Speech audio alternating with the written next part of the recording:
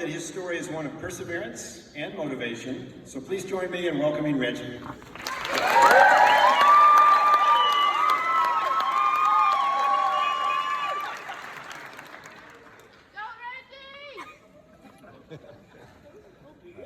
Thank you for that. Wow. We've done it. We're graduating. What a time.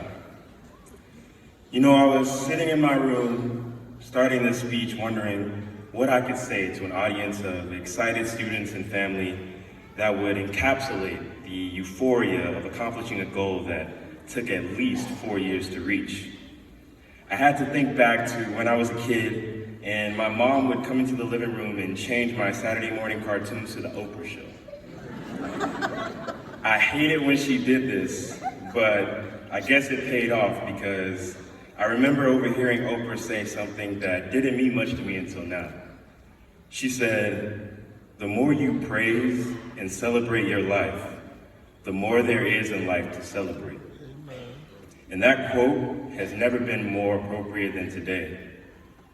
This is a moment to celebrate, and we should celebrate this day with gladness. But there was more to it than that. Upon reflecting on my years of college, I realized that the path to this diploma was not all sunshine and rainbows. There were moments we each had to make difficult decisions. There were times we did not feel our best and maybe wanted to quit, but we didn't. We kept going. So in order to show you why we should be even more proud of ourselves, I'm going to show you my challenges. I'm doing this not only to relate to your own struggles, but to illustrate how our relentless efforts to get here should not be taken lightly. And I want you to see how everything you've been through has made you a stronger adult. I'm going to tell you my most difficult challenges I experienced in my years as an undergrad. Well, at least the ones I can legally talk about. High school was easy for me, and I assumed college would be the same. My goal was to become the world's greatest pediatrician. I thought college was just a checkpoint between high school and medical school. I figured these 4 years was gonna be a breeze. Man, I was so wrong. I arrived to the university 6'1", thin as a toothpick. That first year, I was living with the worst roommate of all time, working 20 hours a week and going to school full time. My time management was abysmal, and I had no idea how to survive with no money. My mom was always asking if I needed help, but I would say no, because I'm an adult now. It's not her job to take care of me anymore. By the end of the first semester, I developed a steady party routine. I escaped academic probation by 0.2 points, and all I could afford to eat was ramen and Nature Valley bars. I became an expert at stealing food from my drunk roommates. Sorry, guys. I might be here. I also wasn't happy with my major because I didn't think the advisors cared about my future, but I had no idea what to do. Every week was a struggle, but I never told anyone because I didn't think anyone could help me better than I could help myself. I figured I would handle it all on my own because a man handles his own problems. That second year, I got my own apartment. And to pay for it, I started working 30 hours a week, delivering food in a truck with over 130,000 miles on it, and having to park a GMC pickup truck between Luna and Urbane Saturday night while a bunch of drunk kids are running across the street was pretty wild. But those bills weren't gonna pay themselves. I was taking 21 plus credits because I dropped my major and I was trying out a bunch of different courses. And this balancing act did not work for long. I was working all the time, but it seemed like I still never had enough to afford life. I ended up getting evicted from my apartment. I was technically homeless, but I prefer to say I was between leases. I went part of the year without a real home and no major, I was hopelessly lost and confused, but I refused to admit my life was in shambles. I spent a lot of time working my way back, and no one knew this was going on because I didn't think an adult should ask for help or worry other people with their problems. I buried my feelings and I kept grinding.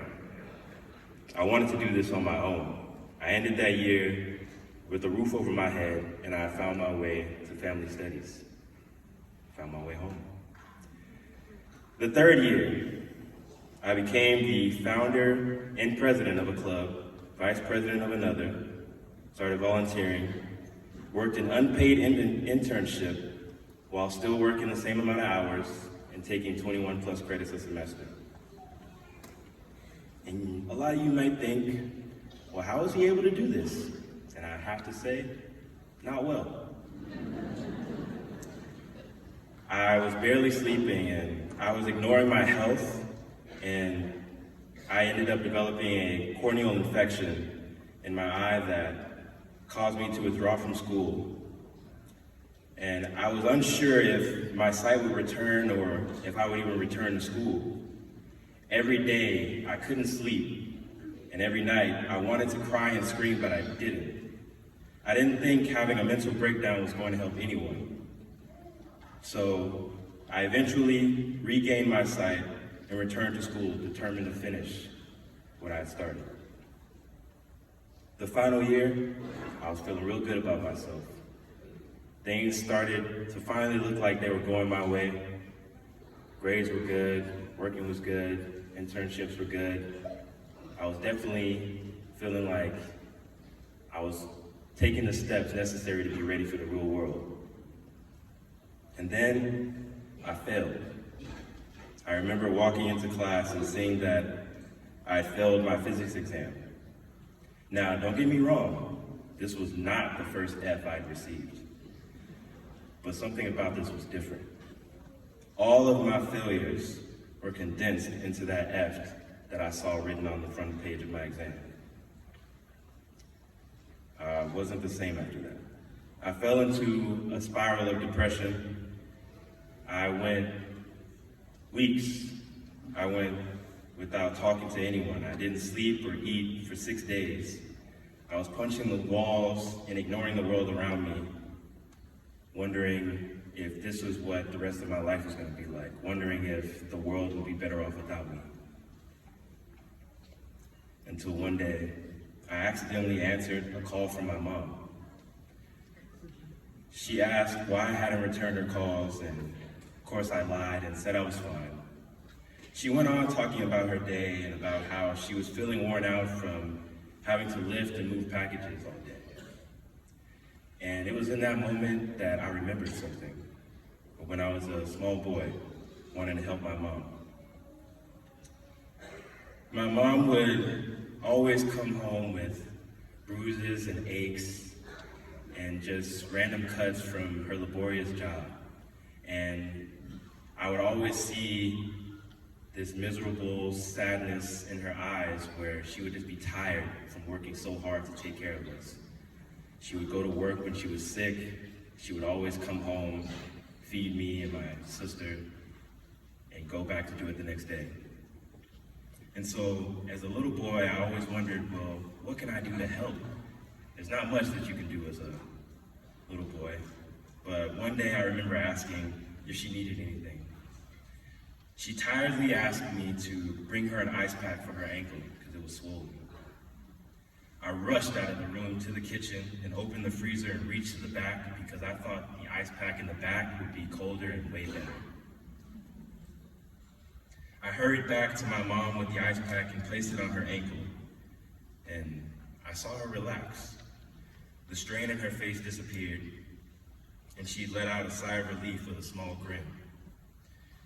I became addicted to that sight.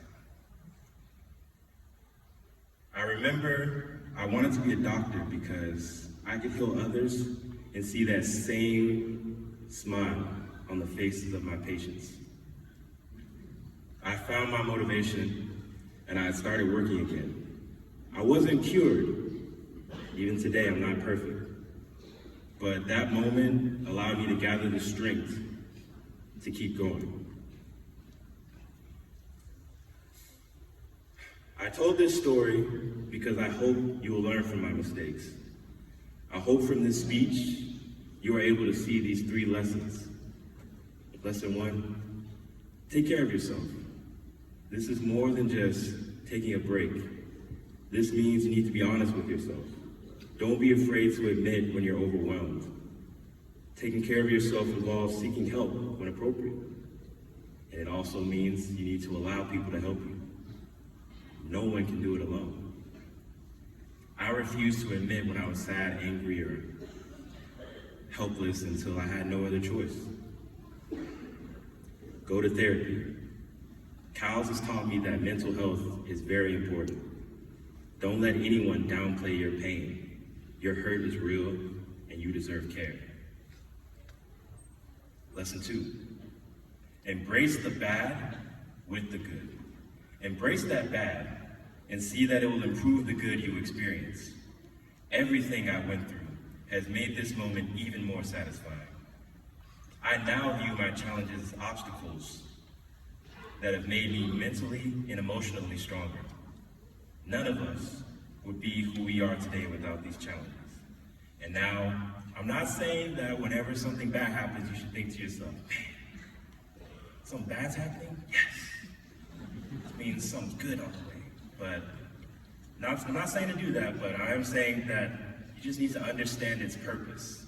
Understand why these bad things happen.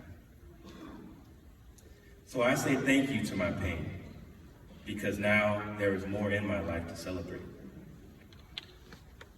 Lesson 3, find your why. Your why is your motivation. You are all capable of doing anything in this life. You can reach any goal, but without understanding why you want to do this, you might find yourself lost, and any challenge would knock you off the path. After being in school for over 5 years, I felt lost. I lost myself and became depressed. I had been trying to reach medical school for so long that I lost sight of even why. But I rediscovered my motivation, thanks to my mom. And you need to understand that your motivation will cross disciplines. If you have your why, no obstacle will be too great and no task will be too small, because you know you are on a mission to fulfill something that you believe is worthwhile. I want that for all of you, no matter how long it takes. If you have it, hold on to it, don't let go. If you don't, find it, whatever it takes. Find your motivation. Find your why.